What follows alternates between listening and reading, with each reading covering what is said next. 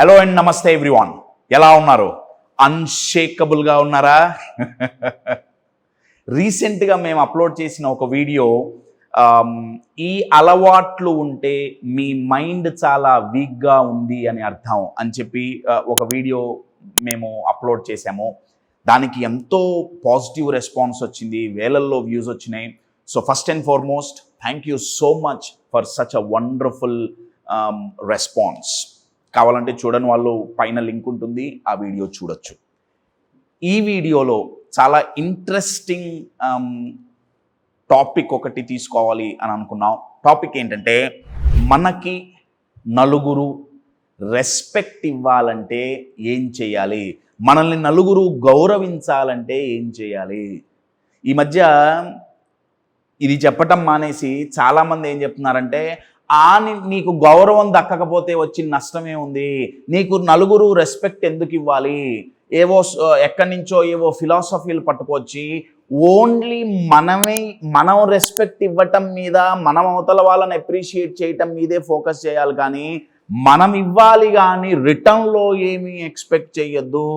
వింటుంటారు కదా, వినటానికి చాలా బాగుంటుంది, కానీ ఎక్కడో కాలుతుంది కదా. ఎంతకాలం మనమే గౌరవం ఇచ్చి మనమే అప్రిషియేట్ చేస్తూ అసలు ఎక్స్పెక్ట్ చేయకుండా ఎంతకాలం ఓన్లీ గివింగ్లోనే ఉంటామండి? మనకొద్దా? Please understand my dear friends, human మైండ్కి రెస్పెక్ట్, అప్రిషియేషన్ ఫుడ్ లాంటిదండి. ఎంత పెట్టాలో అంత పెట్టాల్సిందే. సో ప్రతి హ్యూమన్ మైండ్కి గౌరవం అండ్ సిగ్నిఫికెన్స్ ఇది కావాల్సిందే. మరి చాలామందికి అవి దొరకట్లేదు. ఎందుకు దొరకట్లేదు? ఏ తప్పులు చేయటం వల్ల మనకి గౌరవం లేకుండా పోతుంది, ఏవి చెయ్యటం వల్ల మనకి అప్రిషియేషన్, ఎక్నాలెడ్జ్మెంట్ లేకుండా పోతుంది అనేది ఈ వీడియోలో డిస్కస్ చేద్దాం. మరి కశ్యప్, అప్రిషియేషన్కి, రెస్పెక్ట్కి బయట నుంచి వచ్చే వాటికి మరి బానిసలై బతకటం తప్పు కాదా? డెఫినెట్లీ అండి, బానిసలై బతకటం తప్పే, నేను కాదనట్లా. కానీ బ్యాలెన్స్ అవుట్ ఉంది కదా. అసలు బానిసలై బతకటం అదొక ఎక్స్ట్రీమ్ అయితే, అసలు ఏం ఎక్స్పెక్ట్ చేయకుండా, ఏం లేకుండా కూడా బతకటం కూడా ప్రాబ్లమే కదా. మరి మధ్యలో బ్యాలెన్స్ ఒకటి ఉంది కదా. మీకు నచ్చినా నచ్చకపోయినా, మనకు నచ్చినా నచ్చకపోయినా, హ్యూమన్ మైండ్కి నలుగురు ఇచ్చే రెస్పెక్ట్, నలుగురు ఇచ్చే అప్రిషియేషన్, యాక్సెప్టెన్స్ ఫుడ్ లాగా పనిచేస్తుంది. బ్యాలెన్స్గా ఇవ్వాల్సిందే. ఏది చేస్తే నలుగురు మనల్ని గౌరవించరో, మనల్ని యాక్సెప్ట్ చెయ్యరో, అప్రిషియేట్ చేయరో, మనం ఎలా ఉంటే ఇవి మనకి దూరం అవుతాయో ఈ వీడియోలో చూద్దాం. కంటెంట్లోకి వెళ్ళే ముందు, అప్కమింగ్ ప్రోగ్రామ్స్, డిసెంబర్ వచ్చింది అంటే ఒక ప్రోగ్రామ్ కంపల్సరీగా ఉంటుంది. ఏం ప్రోగ్రామ్ అది? Be unshakeable.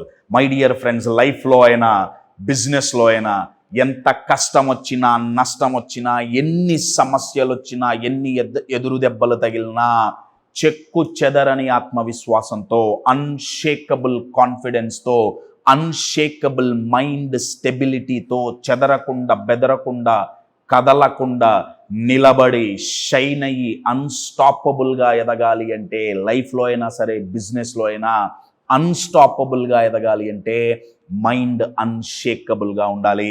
అందుకే డిసెంబర్ ఎండ్లో 21st and 22nd డిసెంబర్, ఒకసారి డేట్స్ కింద ఉంటాయి, చెక్ చేసుకోండి. 2 days program, offline and online, be unshakable ఉంది. కాకుండా ఎన్నో వండర్ఫుల్ ప్రోగ్రామ్స్. జనవరిలో బిజినెస్ గ్రోత్ సైకాలజీ, ఫిబ్రవరిలో పబ్లిక్ స్పీకింగ్ మాస్టరీ, నెక్స్ట్ 3 monthsలో ఆల్మోస్ట్ ఒక 6 ప్రోగ్రామ్స్ ప్లాన్ చేశాం. డిస్క్రిప్షన్లో ఒక లింక్ ఉంటుంది, ఆ లింక్ క్లిక్ చేస్తే మీకు ఒక ఫామ్ ఓపెన్ అవుతుంది. దాంట్లో ప్రోగ్రామ్ డీటెయిల్స్ అన్నీ ఉంటాయి. మీరు ఎటువంటి ప్రోగ్రామ్స్ గురించైనా మీకు డీటెయిల్స్ కావాలి అనుకుంటే ఆ ప్రోగ్రామ్ సెలెక్ట్ చేస్తే మేము ఆ డీటెయిల్స్ మీకు పంపిస్తాం. సో డిస్క్రిప్షన్లో లింక్ ఉంటుంది, లుక్ ఫర్ ఇట్. సో ఏం చేస్తే మనకి రెస్పెక్ట్ పోతుంది, అప్రిషియేషన్ రాదు, నలుగురు యాక్సెప్ట్ చెయ్యరు? ఫస్ట్ థింగ్ అండి, సింప్లెస్ట్ థింగ్ ఇది. ఫస్ట్ది ఏంటంటే, టాకింగ్ టూ మచ్ అండి. టాకింగ్ టూ మచ్ అంటే అవసరాన్ని మించి, అంటే ఇప్పుడు ఒక నలుగురు కలిశారు, ఒక మీటింగ్, పబ్లిక్ గ్యాదరింగ్ అనుకోండి, ఒక ఫంక్షనో, పెళ్ళో, పేరెంటమో, లేకపోతే ఒక బిజినెస్ మీటింగో, లేకపోతే ఆఫీస్లో కలీగ్స్తోనో, లేకపోతే రిలేషన్స్తో ఇంట్లోనో, లేకపోతే ఫ్రెండ్స్తో బయటో నలుగురు కలిసినప్పుడు అవసరాన్ని మించి మాట్లాడటం. తెలుగులో ఒక పదం అంటారు కదా, అబ్బా వీడు లొడలొడలొడా వాగుతున్నాడురా, వాగుడికాయలాగా ఉన్నాడురా. ఏం మాట్లాడుతున్నారో వాళ్ళకి తెలియదు, ఎందుకు మాట్లాడుతున్నారో వాళ్ళకి తెలియదు. ఒక్కసారి నోరు తెరిస్తే మాట్లాడుతూనే ఉంటారు, పోతూనే ఉంటుంది. దీనివల్ల ఏమవుతుందంటే అండి, ఒక లెవెల్ తర్వాత వినే వాళ్ళకి, చుట్టుపక్కల ఉండే వాళ్ళకి చికాకు పుడుతుంది. దానివల్ల ఏమవుతుందంటే మన మీద వాళ్ళకి రెస్పెక్ట్ తగ్గుతుంది. వన్స్ రెస్పెక్ట్ తగ్గిందా, మనం ఎంత మంచి పని చేసినా సరే మన మీద అవతల వాళ్ళకి రెస్పెక్ట్ తగ్గితే మనం చేసిన మంచి పనిని ఎక్నాలెడ్జ్ చేసి ఎప్రిషియేట్ చేయటం అనేది అవతల వాళ్ళు చాలా తక్కువ చేస్తారండి. ఎందుకు? రెస్పెక్ట్ పోయింది. సో ఒకటి, టాకింగ్ టూ మచ్. సెకండ్ తప్పు ఏంటంటే, సెకండ్ మిస్టేక్ ఏంటంటే, టాకింగ్ ఓన్లీ అబౌట్ సెల్ఫ్. ఇందాక మనం ఏమనుకున్నాం, ఎక్కువగా మాట్లాడటం. ఇప్పుడు దానికి కంటిన్యూయేషన్. ఎక్కువగా మాట్లాడటం కూడా ఏం మాట్లాడుతుంటారు? ఓన్లీ వాళ్ళ గురించే మాట్లాడుతుంటారు. ఈ మధ్యకాలంలో ఒక మాట అంటుంటారు కదా, సెల్ఫ్ డబ్బా కొట్టుకోవడం. కశ్యప్, సెల్ఫ్ డబ్బా కొట్టుకోవడం తప్పు కాదండి. మన గురించి మనం చెప్పుకోవటం ఎప్పుడూ తప్పు కాదు. మన గురించి మనం మార్కెటింగ్ చేసుకోవటం ఎప్పుడూ తప్పు కాదండి. కానీ ప్రతిదానికి ఒక లిమిట్ ఉంటుంది. మీకెంతో ఇష్టమైన స్వీట్ అది దాంట్లో స్వీట్ బాగా ఎక్కువ వేసేసామనుకోండి, తినబుద్ధి అవుతుందా? విరక్తి పుట్టదు, చికాకు పుట్టదు. దేనికైనా లిమిట్ ఉంటుంది. అలానే సెల్ఫ్ డబ్బా కొట్టుకోవటంలో తప్పులేదు, కానీ లిమిట్లో కొట్టుకోవాలి. లిమిట్ దాటిందా అవతల వాళ్ళు మనకి గౌరవం ఇవ్వటం ఆపేస్తారు. ఇక వాళ్ళది ఎలా ఉంటుందంటే, వాళ్ళు 10 నిమిషాలు మాట్లాడితే దాంట్లో 9 నిమిషాలు, 1 నిమిషం ఏదో ఎగ్జామ్షన్ ఇస్తారు, దయతలుస్తారు. 9 నిమిషాలు వాళ్ళ గురించి, వాళ్ళ తర్వాత వాళ్ళ నాన్న, వాళ్ళ తాత, ముత్తాత, నెక్స్ట్ కిందకి దిగుతారు వాళ్ళ పిల్లలు. అర్థమవుతుందా? ముందే 7 తరాలు, వెనక 7 తరాల గురించి ఫుల్ డబ్బా. నేనిది, నేనిట్లా, నేనది చేశా, నేను ఇంత పెద్ద గొప్పవాడిని. నేను మళ్ళీ చెప్తున్నా, లిమిట్ దాటినప్పుడు వినేవాడికి చికాకు పుడుతుంది.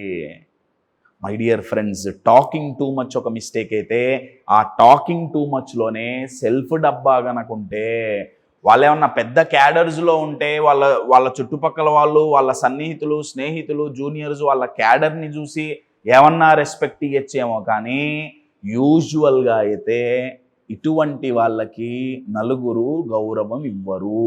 ఒకవేళ ముందు గౌరవం, రెస్పెక్ట్ ఇచ్చినా వెళ్ళిపోయాక తిట్టుకుంటారు.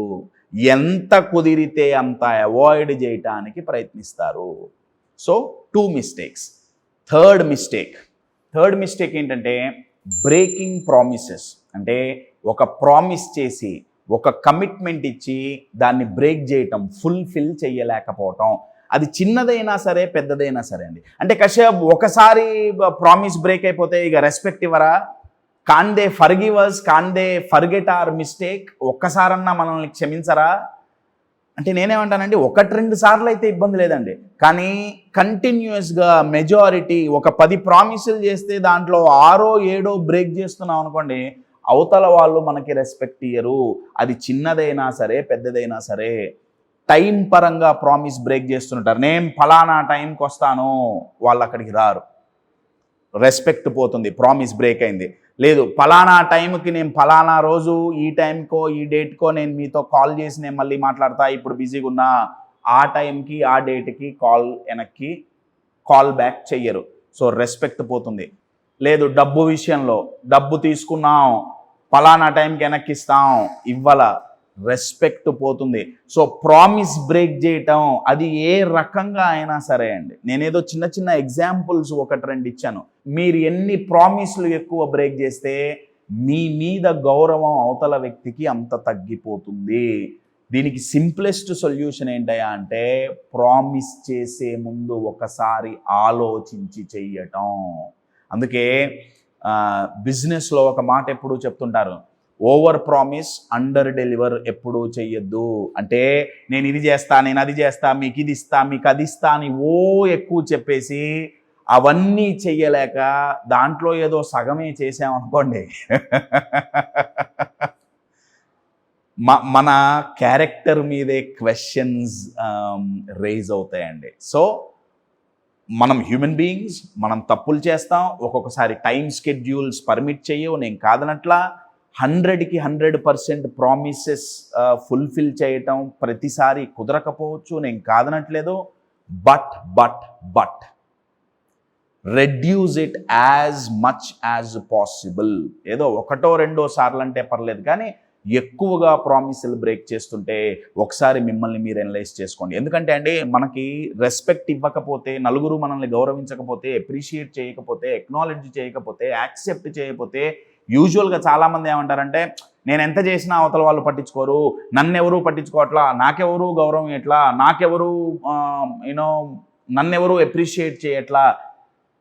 ఎందుకు చెయ్యట్లా అనేది మనం ఎందుకు ఆలోచించాం? వీటిల్లో ఏవో తప్పులు చేసి ఉంటాం, అందుకే మనకి రావాల్సినంత రావట్లేదు. So third mistake, breaking promises.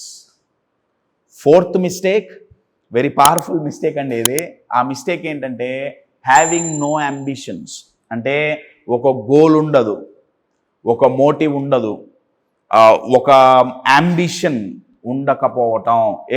Next ఏంటి తెలీదు. వాళ్ళని ఎప్పుడు చూసినా ఎంతో నిరాశతో, ఎంతో నిస్పృహతో, సర్వం కోల్పోయిన వాళ్ళలాగా వాళ్ళ మాటలు, వాళ్ళ బాడీ లాంగ్వేజ్ అన్నీ సర్వం పోగొట్టుకున్న వాళ్ళలాగా ఉంటాయి. కశ్యప్, కూర్చొని కుర్చీలో మాట్లాడటం చాలా ఈజీరా, లైఫ్లో దెబ్బలు తగులుతాయి, కొన్ని పోతాయి కదా, మరి అట్లాంటావేంటి? నేనన్న పదం మీరు బాగా గుర్తుపెట్టుకోండి. లైఫ్లో మనకి దెబ్బలు తగులుతాయి, సమస్యలు వస్తాయి, చాలా కోల్పోతాను, నేను కాదనట్లా, కానీ పూర్తిగా ఎప్పుడు మనం కోల్పోండి. బాగా గుర్తుపెట్టుకోండి, మనల్ని మోటివేట్ చేసి మనల్ని నిలబెట్టగలిగేది మన గోల్ మాత్రమే. ఐ కెన్ అండర్స్టాండ్ అండి, మీరు గోల్ పెట్టుకొని ఎంతో కష్టపడి ఎన్నో ప్రయత్నాలు చేశారు, ఫెయిల్ అయి ఉండొచ్చు, డిసప్పాయింట్ అయి ఉండొచ్చు, మళ్ళీ ప్రయత్నించారు, మళ్ళీ ఫెయిల్ అయ్యారు, డిసప్పాయింట్ అయ్యారు, మళ్ళీ ప్రయత్నించారు, మళ్ళీ ఫెయిల్ అయ్యారు, మళ్ళీ డిసప్పాయింట్ అయ్యారు. ఇలా 10-15 సార్లు జరిగింది, చాలా పెయిన్ఫుల్గా ఉంది. ఇప్పుడు మళ్ళీ ప్రయత్నించాలంటే ఇంట్రెస్ట్ రాకపోవచ్చు, నేను కాదనట్లేదండి, కానీ ప్రయత్నానికి ఫుల్ స్టాప్ పెట్టారా, జీవితానికి ఫుల్ స్టాప్ పెట్టినట్టే, గ్రోత్కి ఫుల్ స్టాప్ పెట్టినట్టే. ప్రయత్నించాల్సిందే. ఎవరైతే ప్రయత్నిస్తుంటారో మళ్ళీ వాళ్ళ గోల్ అచీవ్ అయ్యేంత వరకు ఎవరైతే ప్రయత్నాలు కొనసాగిస్తారో వాళ్ళకి సొసైటీ సలాం కొడుతుంది, రెస్పెక్ట్ ఇస్తుంది, అప్రిషియేషన్ ఇస్తుంది. చెప్పినంత ఈజీ కాదండి. నాకు తెలుసు చాలామంది కామెంట్ బాక్స్లో కామెంట్లు పెడతారు, చెప్పటం చాలా ఈజీ, చెయ్యటం చాలా కష్టం. ఎస్, కష్టమే. మనిషి పుట్టుకే చాలా కష్టంతో మొదలైందండి, కాదా? బేబీ బయటికి వచ్చేటప్పుడు చాలా ఈజీ ప్రాసెస్తో వచ్చిందా? తల్లికి అసలు పెయిన్ లేదా, బిడ్డకు అసలు పెయిన్ లేదా, ఇద్దరు ఎంజాయ్ చేస్తూ హాయ్ హెలో అని చాటింగ్ చేసుకుంటూ బయటకు వచ్చారండి. నాకు తెలియదు కదా, ఇద్దరు ఏడ్చుకుంటూ కన్న వాళ్ళు ఏడ్చుకుంటే కన్నారు, బయటకు వచ్చిన బిడ్డ కూడా ఏడ్చుకుంటే వచ్చింది కదా. వామ్మో, ఇంత కష్టం ఉందని కనకుండా ఉంటే అవును, చెప్పటం ఈజీ, చెయ్యటం కష్టం. చేయటం కష్టమైతే చేయమండి, నాకు తెలియదు కదా. జీవితం పోవట్లేదండి, చెయ్యటం కష్టమే, అయినా చెయ్యాల్సిందే. So 4 mistakes. మనకెందుకు రెస్పెక్ట్ నలుగురు ఇవ్వరు, మనల్ని ఎందుకు అవాయిడ్ చేస్తుంటారు, ఎందుకు మనల్ని అప్రిషియేట్ చేయరు అనే దానికి 4 మిస్టేక్స్ మనం ఈ వీడియోలో డిస్కస్ చేసుకున్నాం.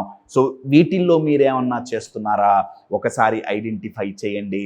దొరికితే వాటిని ఎలా బ్రేక్ చేయాలో మనం ఇంకొక వీడియోలో డిస్కస్ చేసుకుందాం.